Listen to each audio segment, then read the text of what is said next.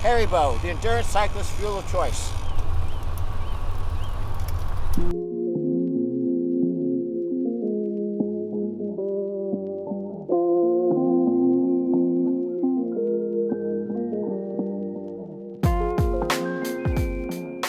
Doing ultra bikepacking since probably about 2011 when I first had my first shot at the Tour Divide. It took me 3 times to finish.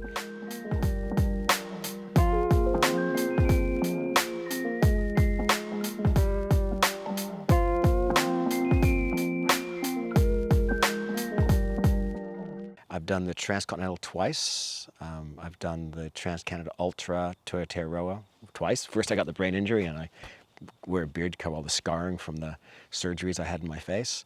Second time I finished, race across France, London to Athens, 3 Peaks race in Europe. So I've got a lot of race experience under my belt. And that sort of gives me the confidence to know that when things go bad, I can handle it, that I can do amazing things with my body when I have to, and also that I'm able to pull the plug when I need to as well.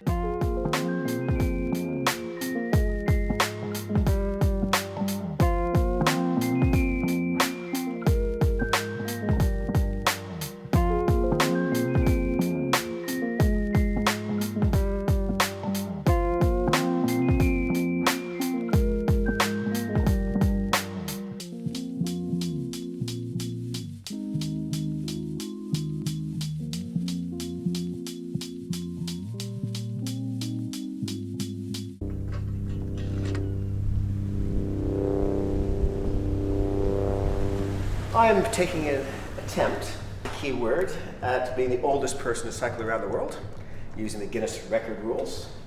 I've done Uzbekistan, Kazakhstan, China, and Australia, and now I'm about to cycle Wellington to Auckland.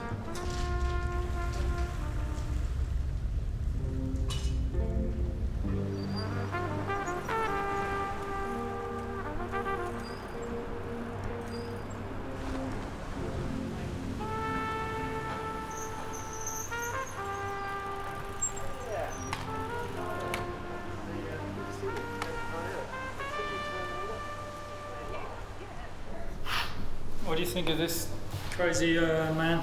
Oh, well, he's top crazy man. Doesn't get much crazier than that. I can't believe he's doing so well so far. Chris, how far you got to go? I've done 11,500K about, and so I've got another 17,500, 29,000 total. Yeah, so I'm 40% done. Exactly. A bit of publicity out there. Bye-bye. Yeah, I know, and I'm consciously not doing that.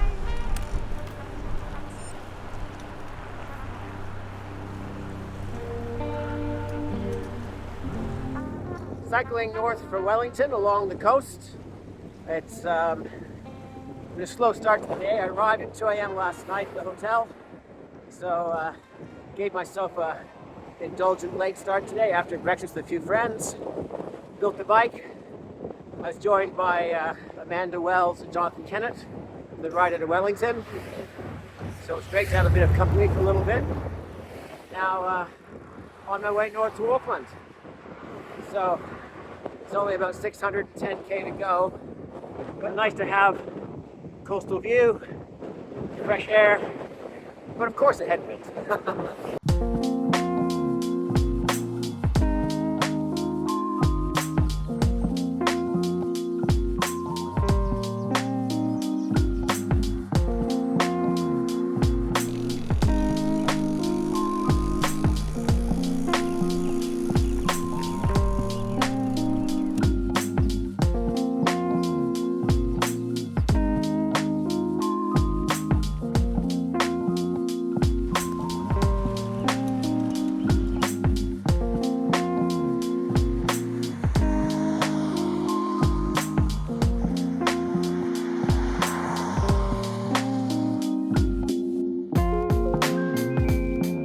What's been the biggest surprise for you so far?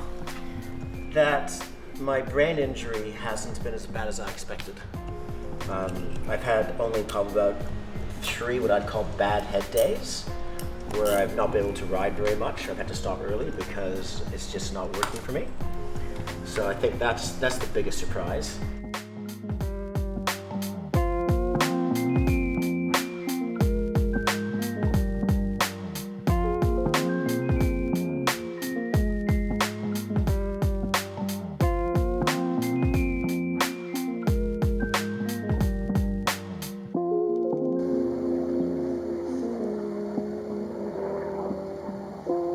When I was getting ready for this ride, my wife Lisa, who's sitting over there, complained about all the time I was spending on the computer doing route planning and all this sort of stuff. And one of the things I did was that once I had my route identified, I went through and identified every resupply point over 29,000 kilometers on Google Map, with all these points of interest. And I then got a program written which generated a cue card. This looks like this. And this tells me two things. From the start, how far to each of these points, and also how far from the finish. And so I then set up my Garmin computer with a field distance to the finish. And so it tells me, right, in 23 kilometers there is a petrol station, in 43 kilometers there's a hotel. And honestly, all that time that was spent planning has proved to be worth it. So. If you can't find Chris, just go and look for his laptop, and there he'll be, happily micro-planning and micro-managing everything.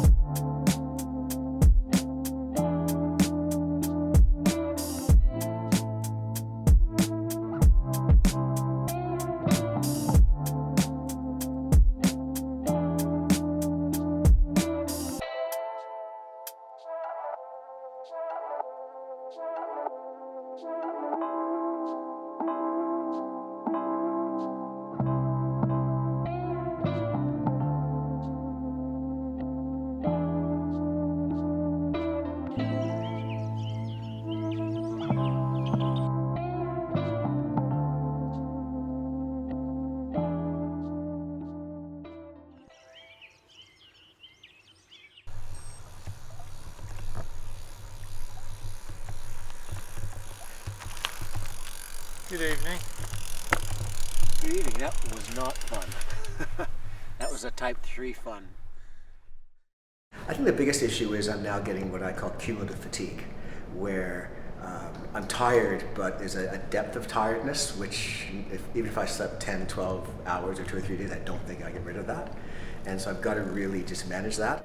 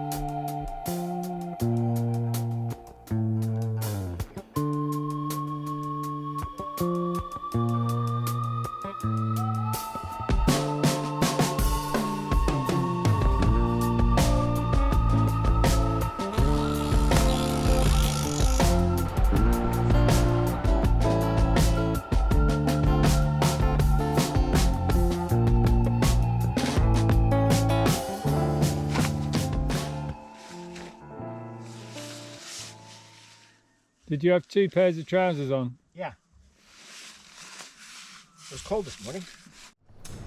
Lots of aches and pains, like my tactile ability of my hands is dropping off, and that's not due to not having thick bar tape. As you mentioned over breakfast, I've got this great Ritchie bar tape with gels underneath.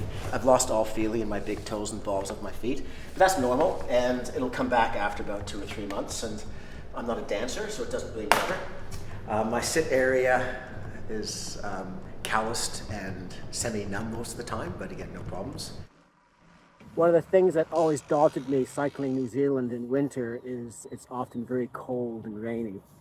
Well, when I left Aotearoa in the morning, it was 3 degrees, so it hit the cold bit, but we had blue sky, and it was quite incredible that all the way from there to beyond National Park, we had this idyllic sunshine and blue sky.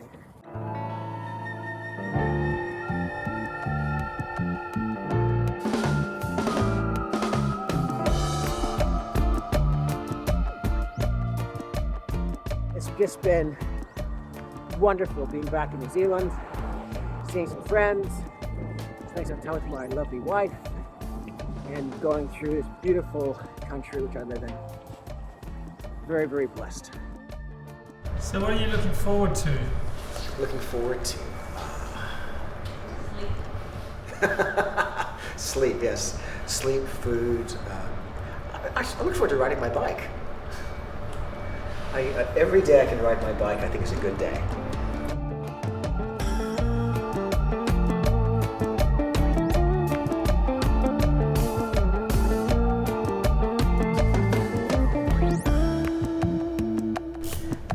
The Guinness rules just require me to ride my bike and get around the world. And what that means is that there's no time requirement for the oldest person doing it. But having said that, I think if you're going to do something like this, you should really give it your all. And sorry. Hi. So where are you? I'll let Rob explain.